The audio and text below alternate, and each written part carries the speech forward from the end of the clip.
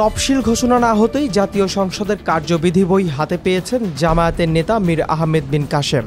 সম্প্রতি এক ফেসবুক পোস্টে তিনি এমন ঘটনা শেয়ার করেছেন। বইটি হাতে পেয়ে তিনি ফেসবুকে লিখেছেন, জাতীয় সংসদের কার্যবিধি, মুহূর্তেই থমকে গেলাম, বুকের ভেতর যেন কিছু একটা কেঁপে উঠল। এখনও নির্বাচনের তফসিল ঘোষণা হয়নি, অথচ এই বইটি যেন এক নীরব প্রত্যাশার প্রতীক।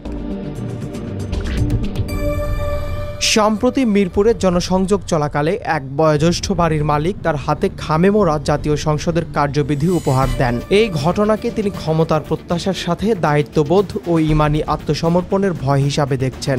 জনসংযোগের মাঝেই সাধারণ জনগণের অপ্রত্যাশিত অংশগ্রহণ, সম্মান, আগ্রহ ও প্রত্যাশার প্রতীক হিসাবে দেখছেন তিনি। এ বিষয়ে নিজের অনুভূতি প্রকাশ করে তিনি লিখেন, মানুষের চোখে আমি দেখেছি বিশ্বাস, শুনেছি এক অদৃশ্য আহ্বান, যেন তারা বলছে তুমি পারবে, তুমি এগিয়ে যাও।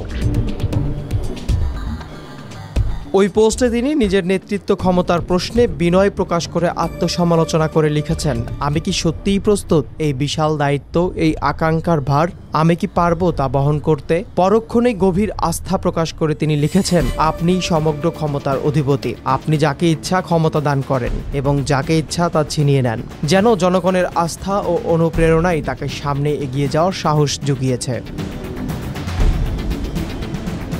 ব্যারিস্টার মীর আহমেদ বিন কাশেম হাসিনা সরকারের আমলে মানবতা বিরোধী অপরাধের মামলায় মৃত্যুদণ্ডপ্রাপ্ত জামায়াতের কেন্দ্রীয় নেতা মীর কাশেম আলীর পুত্র।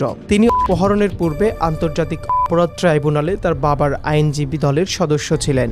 অভিযোগ রয়েছে, ব্যারিস্টার আহমেদ বিন কাশেম 2016 সালের 10 আগস্ট ডিজিএফআই এর হাতে বলপূর্বক খুনের শিকার হন। পরে হাসিনা সরকারের পতনের পরের দিন 6 আগস্ট ঢাকার উত্তরা এলাকায় তাকে ফেলে রেখে যাওয়া হয়। তারপর তিনি পরিবারের সাথে যোগাযোগ করে ঘরে ফিরে আসেন।